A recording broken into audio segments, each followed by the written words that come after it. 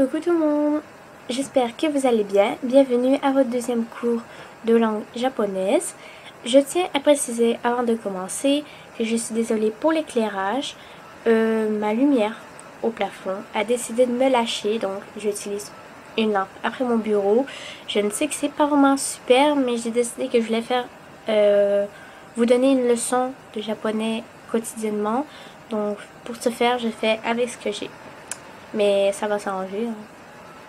Je vais acheter un globe et tout. Donc voilà. Donc aujourd'hui, le cours que je vais vous donner va comporter sur les 3 systèmes d'écriture. Donc, si vous êtes prêts, on va commencer tout de suite.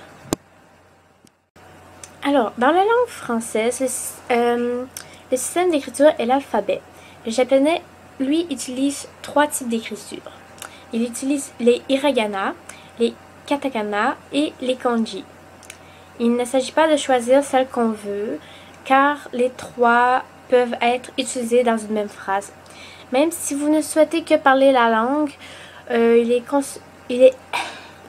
est inconcevable de ne pas comprendre ces systèmes et leur usage. Donc, je vais commencer par vous expliquer et vous parler des hiragana. Donc, les hiragana forment un peu l'alphabet japonais. Elle contient 46 formes de base dans le japonais moderne avec lesquelles vous pouvez transcrire n'importe quel son japonais sans ambiguïté. J'aime bien avec ce mot. Chaque forme est en effet une syllabe, ku, fu, mi, etc. de la langue. On les utilise dans différentes situations. Exemple, si un kanji, nous allons voir ce que c'est dans quelques instants, n'existe pas pour le mot. Par exemple, la particule made, qui veut dire jusqu'à, n'a pas d'équivalence en kanji. Si la personne ne connaît pas le kanji pour un mot, ou si le kanji est susceptible de ne pas être compris car trop rare ou complexe, ou quand un verbe joue le rôle d'un auxiliaire. Donc, on les reconnaît très facilement par leur aspect arrondi. Maintenant que je vous ai parlé des hiragana, je vais vous parler des katakana.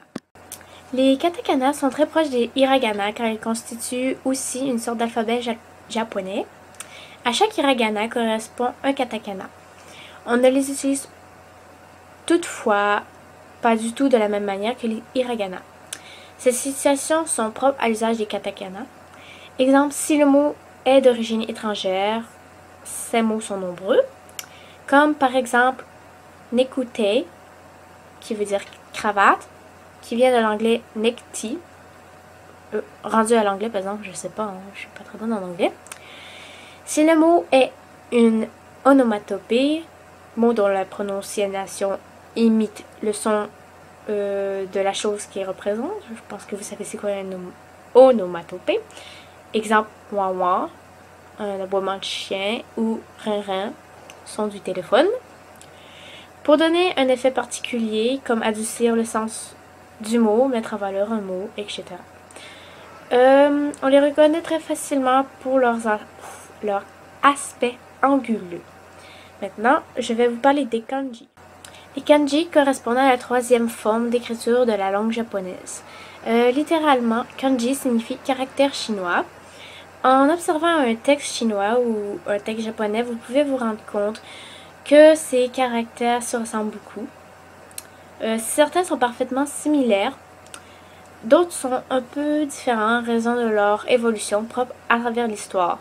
Ce sont les Japonais qui avaient repris... Désolée, je suis perdue. Le système de l'écriture chinoise, alors que la Chine jouissait d'un certain prestige de l'Antiquité. Les kanji sont très nombreux et constituent une des difficultés de la langue japonaise, malheureusement. De plus, chaque kanji peut se lire de différentes manières selon le mot qu'il compose. Les maîtriser demande du temps et de la patience, mais je crois que n'importe quelle langue demande du temps et de la patience. En fin de scolarité, un japonais connaît environ 2000 kanji, un adulte en connaît environ 3000 à 4000, Et un professeur de littérature peut en connaître jusqu'à 7000. Pour chaque kanji, il faut connaître l'ordre des traits, comment dessiner les kanji, que je vais vous apprendre dans les prochaines leçons, ses différentes prononciations, ses significations. Il arrive souvent qu'à côté d'un kanji, sa prononciation soit notée sous forme de petits hiragana. C'est très fréquent dans les textes à destination des enfants. Ces petits indicateurs de lecture sont appelés des furigana. Ensuite, je vais vous parler d'une autre sorte d'écriture qui s'appelle le romaji. Le romaji, c'est en fait qu'il existe une quatrième façon d'écrire le japonais. Il ne s'agit pas proprement parler d'un système d'écriture japonais car les japonais ne l'utilisent pas. Le romaji est plutôt un système d'écriture à destination des étrangers. Il s'agit simplement d'écrire le japonais en lettres romanes, c'est-à-dire quand on écrit en français ou en anglais avec l'alphabet romain. Voilà. Bien sûr, pour apprendre à parler plus vite la langue, on préférera peut-être parler travailler en romaji. Mais cette approche est plutôt déconseillée car elle vous empêchera, par exemple, de trouver un bon dictionnaire. La plupart existent qu'en hiragana kanji. C'est pour cette raison qu'il est fortement déconseillé d'apprendre au moins les hiragana. C'est pour ça qu'il est fortement conseillé d'apprendre au moins les hiragana et les katakana. Les premières leçons donneront les premières leçons, je vais beaucoup vous les donner en romaji pour faciliter un peu vos premiers pas. Mais progressivement, je vais enlever le romaji. Alors, prenez tout de suite une bonne habitude. Et puis, ouais. Donc, si on fait un petit résumé, il y a 3 formes d'écriture japonaise et une qu'on peut utiliser. Ne vous inquiétez pas, je ne fais pas que vous en parler. Dans les prochaines leçons, je vais aussi vous apprendre les lettres hiragana, katakana, kanji. En commençant par les hiragana, parce que c'est les plus faciles et c'est un peu la première forme de base d'une phrase japonaise. Et c'est comme avec ceci qu'on va commencer aujourd'hui. Donc je vous ai parlé un peu des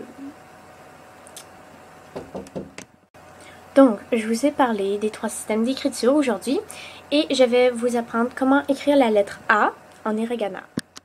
Donc, voici la lettre A en hiragana. J'espère qu'il n'est pas à l'envers à l'écran. Donc voilà, donc je vais vous montrer les étapes pour savoir comment le dessiner. Donc la première étape, vous faites une ligne d'en haut jusqu'en bas avec, je ne sais pas si vous voyez, mais un peu courbée, légèrement courbée. Ensuite, vous venez faire une ligne au haut, ça va donner une sorte de petite croix, mais avec les lignes courbées, encore une fois. Et ensuite, nous venons faire la ligne finale. Donc nous partons d'en haut, nous descendons en ligne droite, nous venons faire, on vient remonter, mais en laissant une petite pointe, on fait un cercle et on revient. Ça me fait penser un peu à un bretelle en fait, avec une croix. Voilà. Voilà la lettre A en hiragana. Donc, à chaque jour, vous pouvez étudier la matière et les hiragana que je vais vous montrer. Exemple, vous pouvez prendre une feuille de papier ligné et retranscrire une journée, vous retranscrivez toutes les A en hiragana. La prochaine journée, toute une autre ligne de A en hiragana, etc. Et ça va vous les faire pratiquer et apprendre à soigner votre écriture. Donc voilà tout le monde. Ceci concluait votre 2e cours de japonais. J'espère que vous avez aimé ce cours. Et puis à la prochaine!